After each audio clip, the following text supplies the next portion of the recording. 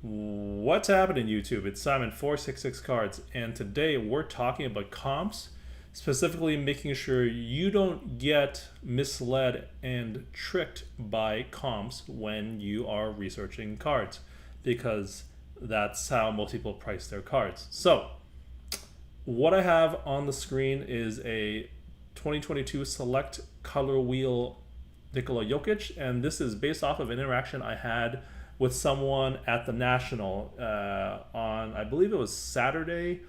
There was an impromptu pop-up little mini trade day happening on the floor of the National entrance. People were just kind of put out their cards on the ground and waiting to see if people were interested in their cards. So I found this card, this, like I said, a Select Color Wheel Jokic, amongst one of the people just kind of parked out on the ground there.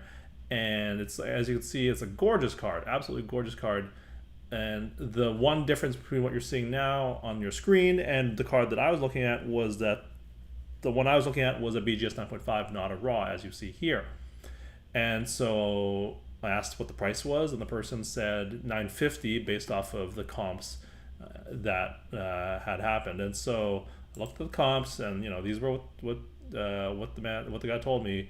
You can see here these Jokic color wheels going from 500, 400, going all the way up to 600, 500. So he was asking for 950, right? You can see 380 here, but 950 based off of what you're seeing here seems pretty reasonable, right? Now, the first thing to keep in mind is the National was end of July. Select 2022 basketball was released only a month before. You can see here June 2023, near the end there, June 28th. And so, from some of my other videos, there is the winner's curse, right? The people that are going to overpay at the very beginning, right as a product is released.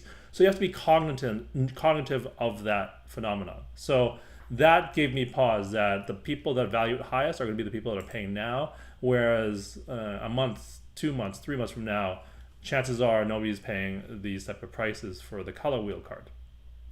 So that's the first thing. And I'm going to link to that video in the description below if you want to learn more about the winner's curse in auctions and how that applies to sports cards.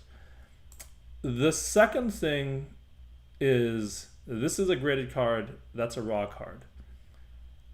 But because it was released so quickly, so soon, we don't have a good sense of the market because there hasn't been enough time for cards to come back from grading, right? Well, that's not quite what my approach was, because the color wheel is a new card, new insert in Select this year.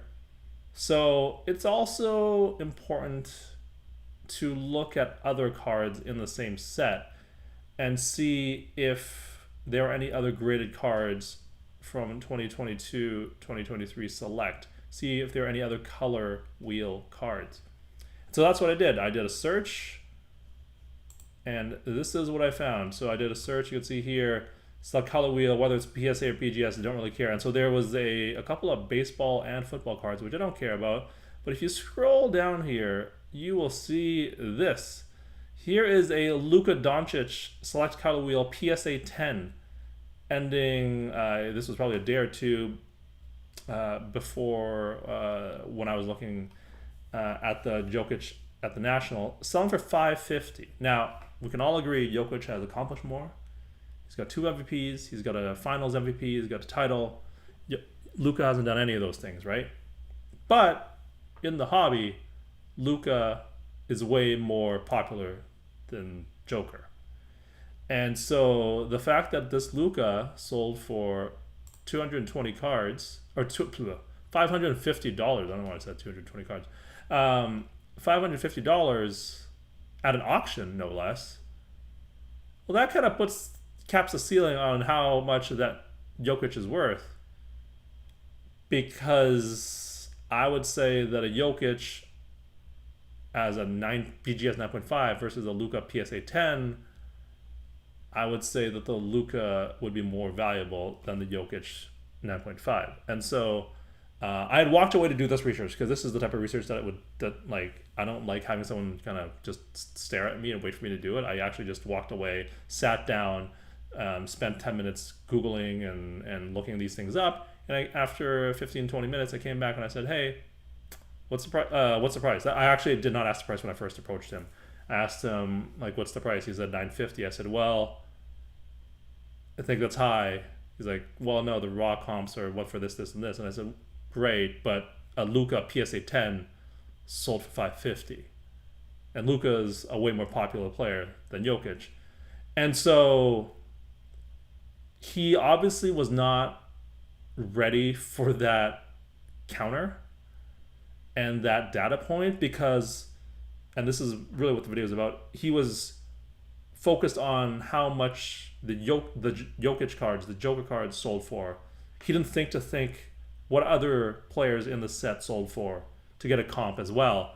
And so he kind of didn't really have a response to that. He's like, oh, well, I mean, different players, so they're not the same. And I said, okay, we're going to be too far apart to negotiate this. If that's, you're gonna be looking in that 950 range or even anywhere close to that, because I'm looking at like less than 550. He's like, and then I just kind of said, all right, have a good day, good luck with that, and I walked away. And so that's what the point of this video is to say, if there are very limited comps, and especially given that all of these Jokic comps are buy it nows, except for this one at the very, very beginning, and also especially when product first comes out, so that there aren't as many comps on the card, look at other cards in the set, especially if you're making that transition from raw to graded. It's for more established sets that have been out a while, it's easy to make that, we'll figure out what the multiplier is. But when things first come out, look at other comps in the set, look at other cards graded in the set if you're looking at a graded card, just because sometimes the comps, when they first come out, they're wacky and they can definitely mislead you as to what the right price should be.